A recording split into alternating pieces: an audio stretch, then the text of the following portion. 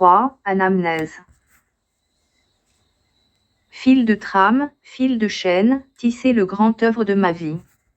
La femme indigo est venue à moi, et elle m'a soufflé, le plus grand des secrets. Comment faire naître les histoires, en tissant un à un, les fils ténus de ma mémoire. Fil de trame et fil de chaîne, une harmonie parfaite, avec l'ensemble de l'œuvre. Corps immobile et pensée fluide, je tire un à un, les fils ténus de mon histoire. Tout est sombre. Imprécis. Corps immobile et pensée fluide, au beau milieu du grand hôpital, des images me viennent. Une confusion d'images, de mots, d'odeurs et de sons. Et ce froid, au plus profond de mes entrailles. Ce froid, sur ma peau comme des tenailles. Ma mémoire est une belle au bois dormant, qu'aucun prince charmant ne peut réveiller. Elle est entourée d'une forêt dense, un foisonnement d'arbres et de ronces, de feuilles mortes et d'herbes couteaux. Ma mémoire est une belle capricieuse. Les souvenirs s'enfuient, lorsque j'approche. Couper, arracher, les hautes herbes de la forêt dense, celles qui m'égratignent et me blessent. Dans la forêt de mes souvenirs, sous un manteau de feuilles mortes, une maison m'apparaît. C'est une vieille bicoque, aux peintures défraîchies, que son étage et sa véranda ne parviennent pas à égayer. Lorsqu'on pousse la porte de la maison, c'est d'abord une salle à manger lugubre, avec en son milieu, une table rectangulaire en bois massif. Elle est recouverte d'une épaisse couche de poussière. Dessiner un sillon, du bout de mon index. Laisser ma trace, dans la poussière épaisse. Des lianes immiscent leurs longs tentacules, dans les fentes des persiennes. Une colonie de crapauds jaunes, dérangés par le bruit de mes allées et venues, fuit, en sautillant hors de la maison. Et puis, c'est une autre pièce, une chambre à coucher, avec un lit grandiose. Un lit, dont les panneaux sont ouvragés. Sur la tête de lit, des grappes de raisin, des cornes d'abondance, et des chérubins aux ailes déployées. C'est un lit grandiose en vérité. Un lit qui donne, de pur sommeil d'aristocrate. Ma mémoire est une belle au bois dormant, qui me raconte des histoires. Les histoires, que lui souffle mon impatience. Petit à petit, la maison prend vie. C'est une maison aux planches mal agencées qui laisse passer, de longs rubans de lumière. Ni nuit noire, ni clair matin, les êtres et les choses y prennent les contours, la consistance et les échos d'un univers fantomatique. Dans la maison délabrée, je retrouve les images de mon enfance. L'esprit bercé, par la musique de la campagne, je rappelle du fond des âges, la magie de mes premières années. Et les images se bousculent dans ma tête. Des silhouettes impalpables semblent s'animer dans la pénombre. Tous mes ancêtres, génération après génération, ont vécu dans la maison, et cette idée crée en moi un sentiment étrange, une sorte de crainte, mêlée de nostalgie. Une vieille dame, aux cheveux tout blancs, prépare le petit déjeuner, les pieds nus devant le fourneau. C'est ma grand-mère. Elle s'est levée tôt matin pour prendre soin des siens. Petit à petit, la maisonnée sort des torpeurs de la nuit, attirée par l'odeur du café sucré. Mais, voilà qu'une pluie s'abat sur la maison. Une pluie du temps d'hivernage, aussi grosse que subite, s'abat sur le toit de tuiles, à grand fracas. Elle ne semble pas vouloir cesser. Faire corps avec la maison, subir et affronter tour à tour, les caprices de la pluie et du vent. De longues heures à attendre que le déluge s'arrête. Et il se calme enfin. La pluie se fait fine et rafraîchissante. Délaissant la maison, je marche maintenant sous la pluie. Marcher sous la pluie, comme quand j'étais enfant. Des torrents de boue et leurs cascades tonitruantes dévalent les mornes, emportant tout sur leur passage. Feuilles sèches, arbres morts et branchages. Des ruisseaux surgissent de partout et m'obligent à faire de grands détours, des détours qui allongent ma route. Enjamber les troncs d'arbres, traverser les ravins, patauger dans les flaques de boue, ravi d'être éclaboussé, aspergé, douché par les eaux en délire. Unir tout mon être à la boue noire des mornes. Jouissance infinie, d'un corps à corps, avec la nature en liquéfaction. Fragile et forte, au milieu du déchaînement des eaux. Cécile, qui qui connaît le fond des âmes, sait ce que sont toutes ces forêts. Lieu symbolique de toutes les perditions. Forêt sombre. Forêt aux mille et une ombres. C'est souvent aux premières heures de l'existence que se nouent les nœuds qui nous emprisonnent. L'enfance n'est pas toujours propice aux rêves. Que l'enfance soit ou non favorable, il faut tout de même grandir. Grandir, malgré les hoquetements des jours qui viennent. Grandir, et coûte que coûte, devenir qui l'on est. Cécile sait bien que l'enfance pèse de tout son poids sur une vie qui se construit. Elle me parle tout bas.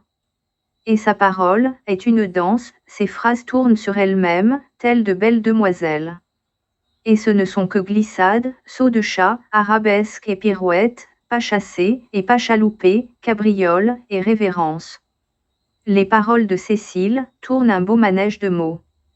Cécile me dit des mots qui me délivrent et qui m'apaisent. Même au plus profond des ténèbres, trouver la lumière et danser ma danse, la femme indigo, me montrant du doigt le chemin des mots. Rappeler du fond des âges les images de mon enfance. Ma toute petite enfance, traversée par des moments aux teintes multiples. Des moments sombres et graves, des moments lumineux, des moments illuminés par des rayons de soleil. Des moments où les années tendres donnent à la vie une naïve transparence. Et puis, des moments dans l'entre-deux, mi-gravité, mi-légèreté. C'est à ces moments-là que la béatitude de l'enfance vous laisse et vous délaisse. En vérité, je ne sais pas grand-chose de ma petite enfance. Et les quelques bribes que je retrouve flirtent avec le mystère. De Rosita, ma première mère, je ne garde que le son de la voix, une vibration sourde, qui me rassure, lorsque, la tête contre sa poitrine, je sombre dans un sommeil. Il y a aussi un biberon en verre, avec des graduations oranges, que je mordis comme un vieux chewing-gum. Ma maman et moi, deux cœurs qui battent à l'unisson. Nostalgie d'une fusion parfaite. Je suis la fille de Rosita, comme dans un rêve. C'est en 1963 que je suis arrivée dans la vie. 1963. L'année du cyclone Edith. En septembre 1963, Edith s'apprêtait à souffler sa colère sur les mornes. En décembre, je naissais.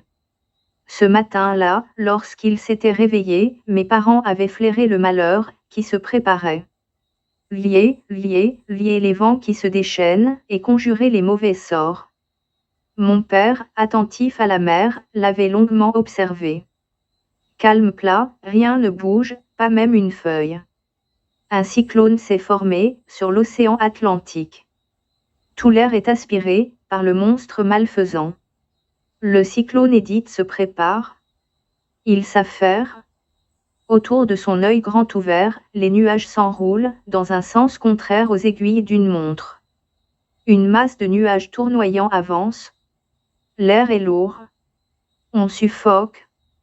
Comme une louve famélique, un destin semble dressé sur ses pattes et observe. Dans le ciel, qui était clair, un voile de cirrus couvre l'horizon. La mer s'agite. Les vagues gonflent. Le ciel est de plus en plus bas. Il semble vouloir s'affaisser sur les têtes. Depuis un certain temps, de sa fenêtre, une femme en grand désir d'enfant a pris l'habitude de scruter l'horizon. Elle cherche une porte ouverte. Épie le moindre signe. Elle observe notre famille riche de ses 14 rejetons. Il lui faut trouver une porte ouverte, une fenêtre. Lier les vents qui se déchaînent et conjurer les mauvais sorts. Déjouer toutes les tempêtes. La femme en grand désir d'enfant observe souvent ma mère et sa marmaille. Tout ce que la femme souhaite pour elle-même est enfermé dans la maison de mes parents. Ma maman, assise sous un manguier, qui croule de fruits mûrs. Ma maman, occupée à laver du linge, près d'un grand bassin, ses petits derniers à ses côtés, jouant dans le sable noir. Chikichi. Rosita, une mère de famille comblée, au milieu de tous ses enfants. Chikichi, c'est la musique du bonheur. Elle fait gicler le savon, chikichi. Rosita, entourée de tous ses enfants, feu follet sur le sable noir. Et les rires qui résonnent, emplissent la maison. Chikichi chikichi chi. C'est le bruit d'une mère heureuse, dans une cour inondée de savon. Lier, lier, lier les vents qui se déchaînent, et conjurer les mauvais sorts. Déjouer toutes les tempêtes. Le cyclone Edith est là. Un grain s'abat à grand fracas, sur le toit de tuiles, le vent souffle. On rentre les animaux. Toute la famille se réfugie dans la maison. Le cyclone Edith est là. La pluie se renforce. On ferme les portes et les fenêtres. Le cyclone Edith est là. Il tournoie. Et la voisine en grand désir d'enfant est à son poste, derrière ses persiennes. Elle observe la maison de mes parents. Le cyclone Edith est là. Le cyclone Edith prend force. Les vents sont très puissants. Les arbres ploient. Leurs branches se cassent. Les gros arbres, les arbres les plus imposants, semblent des fétus de paille. Le cyclone se renforce. On ne fait plus de gamme. On ne prend aucune pause. Qui pourrait tenir debout dans un ouragan? La pluie redouble d'intensité. Mais la voisine est toujours là. La mer se fâche. Elle écume de rage. Les vagues se fracassent à grand bruit, sur les plages. Les vagues envahissent la côte. Déluge torrentiel. Des trompes d'eau. Les vents rugissent. Ils font trembler les maisons. Les tuiles s'envolent. Tintamarre. Fracas assourdissant. Et la femme aussi, gagne en détermination. La femme, au grand besoin d'enfant, cachée derrière ses persiennes, vient de prendre une décision. En contemplant le spectacle de la pluie et du vent, sur le toit de sa voisine, la dame au grand désir d'enfant, rêve. Tout ce qu'elle souhaite pour elle-même, est enfermé, dans la maison voisine. Et, rien ne l'empêchera de la voir. Elle trouvera une clé. La pluie s'écrase à grand fracas, sur le toit de la maison de sa voisine. La femme est, en grand émoi, dissimulée derrière ses persiennes. Lier, lier, lier les vents qui se déchaînent, et conjurer les mauvais sorts. Déjouer toutes les tempêtes. Le cyclone Edith gronde. Ma famille s'est réfugiée, dans un coin de la maison. Un éclair inonde la pièce d'une lumière vive. Les yeux s'arrondissent de terreur. Le tonnerre gronde. Il éclate. La peur s'est emparée de ceux qui guettent. Maman a peur. Moi, je suis encore à l'abri dans son ventre. Mais je ressens chacun de ses doutes, chacun de ses affolements. Mes sœurs et mes frères, eux aussi, ont peur, ils se serrent les uns contre les autres, dans la maison qui tremble. Et puis tout ralentit. Calme plat. Le temps s'est éclairci. D'immenses murs de nuages blancs brillent dans le soleil. Les vents se figent soudainement. L'air est chaud. L'air est humide. C'est l'étuve. On suffoque. On ne se réjouit pas. L'œil du cyclone nous regarde. Il nous voit. Il épie la moindre de nos peurs, de nos terreurs, et s'en nourrit.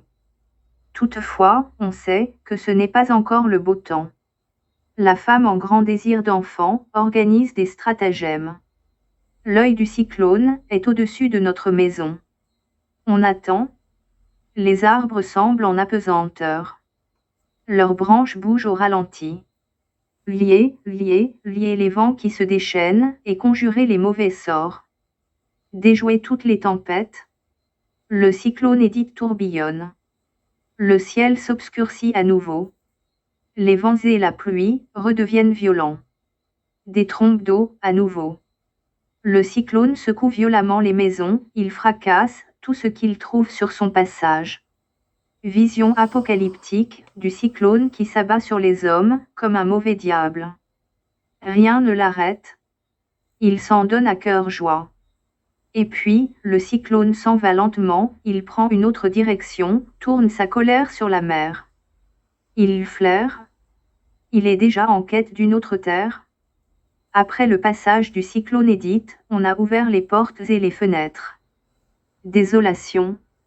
liez, liez, liez les vents qui se déchaînent et conjurez les mauvais sorts. Déjouez toutes les tempêtes, des torrents de boue, des toits envolés. Tout un fatras d'objets hétéroclites, partout. Des bananiers couchés dans les champs, des branches tombées sur les routes.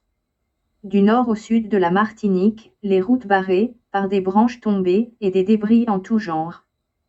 4 morts. Une trentaine de blessés et des dégâts matériels considérables. Lorsque le cyclone Edith s'est abattu sur la Martinique, en septembre 1963, il n'a laissé que deuil et désolation. Liez, liez, liez les vents qui se déchaînent et conjurez les mauvais sorts. Déjouez toutes les tempêtes. Toutes les tempêtes.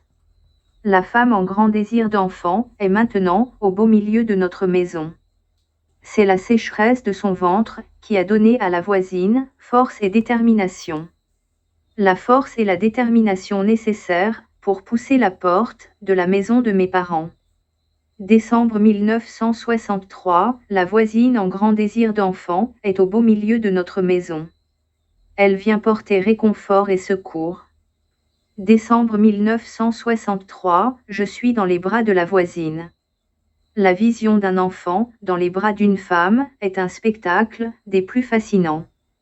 C'est l'image même de la vie. De la vie, perpétuée à l'infini. Qui pourrait résister à un tel spectacle? La voisine vient de plus en plus souvent chez mes parents. Elle n'a Dieu que pour moi. D'abord, c'est comme un jeu. Elle s'essaie dans le rôle d'une mère qui chante des berceuses pour son enfant. Puis, de plus en plus souvent, au moindre de mes pleurs, elle vient me prendre pour m'emporter dans sa maison. Peu à peu, elle s'habitue à ce jeu. Mes parents aussi s'habituent à ce jeu. Ce qu'ils ne savent pas encore, c'est qu'une idée tourne en rond dans l'esprit de leur voisine. Après une longue délibération avec elle-même, elle a décidé de changer le cours de son destin. Il lui faut réparer l'immense injustice qui lui a été infligée par la nature. Il lui faut donner au cours des choses un nouvel équilibre. Pour garder l'enfant qu'elle a pris l'habitude de charroyer, comme une chatte charroie son petit, elle ne tarde donc pas à faire sa déclaration. Elle a tourné ses mots, comme ont tourné les vents du cyclone Edith. Cet enfant, c'est la mienne, c'est ma fille, je vais l'élever comme une reine. Vous n'avez aucun souci à vous faire? Mon père avait levé un sourcil. Et ma mère, qui venait de perdre Charlie, mon petit frère, balance, elle soupèse chacun des mots de la voisine. Cet enfant, c'est la mienne, c'est ma fille, je vais l'élever comme une reine, vous n'avez aucun souci à vous faire. Rosita balance. Rosita est l'hésitation même. Laissez partir son enfant. Au moment où la voisine est entrée dans notre vie, Rosita était rongée par un grand sentiment de culpabilité. Pourquoi n'avait-elle pas pu sauver son fils de la dysenterie qui l'avait emporté? Pourtant, il aurait suffi qu'elle fasse bouillir l'eau des biberons, comme Josette, sa plus grande fille, le lui avait recommandé. Elle se croyait impuissante devant les défis que lui lançait la vie. Il faut dire aussi que pour l'affaire des biberons, mon père avait été la résignation même. Et en cela, il s'était montré digne de toutes les générations de nègres, sur la peau desquels les rigueurs de l'existence gravent une sorte de mal-indifférence. Ils sont convaincus que ce qui arrive, arrive immanquablement, quel que soit leur souhait. La misère glace les émotions des nègres et désole le cœur des mamans créoles. On m'a raconté que lorsque mon père avait ramené le petit cercueil blanc de Charlie de l'hôpital, dans le coffre d'un taxi de place, maman s'était effondrée. Son enfant, sa chair, dans le coffre d'un taxi de place. Charlie désormais avait disparu pour le reste de sa famille, mais il semblait avoir aussi, dans le même temps, été rayé du reste de l'humanité, réduit qu'il était au rang d'objet dans le coffre d'une voiture. Assurément, ce n'était pas sa place. C'était peut-être ce sort que maman voulait m'éviter. Je ne sais. Alors, devant l'insistance de la voisine, elle m'avait laissé partir. Et puis, mon père n'avait-il pas signifié clairement qu'il était détaché du sort de sa famille? Un jour, où j'étais très malade, je n'avais que 6 mois, il avait esquissé quelques pas de danse, et chanté ce couplet, tous akimo moins caterio, tous akimo moins caterio, moins pani moins paquet volet, moins pani moins paquet volet, tous akimo moins caterio. C'était sa manière à lui, de prendre de la distance, avec les choses du cœur, pour garder la tête froide. La sagesse ne veut-elle pas, qu'on accepte ce qu'on ne peut changer? Après d'interminables hésitations, maman m'avait laissé partir. Peut-être ne l'aurait-elle pas fait, si la situation avait été autre. C'est ainsi, que par un triste concours de circonstances, le paradis de ma petite enfance, avait pris fin. Le hasard ayant placé sur mon chemin, une femme en grand désir d'enfant. Lier, lier, lier les vents qui se déchaînent, et conjurer les mauvais sorts. Déjouer toutes les tempêtes. Les yeux de Cécile s'assombrissent. Elle est au cœur de ma tempête. Comment se nouent les destins? Pourquoi certains semblent-ils vouloir jouer des airs tristes au commencement de la vie? Cécile n'a pas de réponse. Elle écoute patiemment tous mes mots. Certains humains sont bien étranges. Des coups du sort, ils puisent force et détermination, une détermination féroce, qui leur permet de s'accrocher à la vie. Déjouer toutes les tempêtes. Lier, lier, lier les vents qui se déchaînent, et conjurer les mauvais sorts.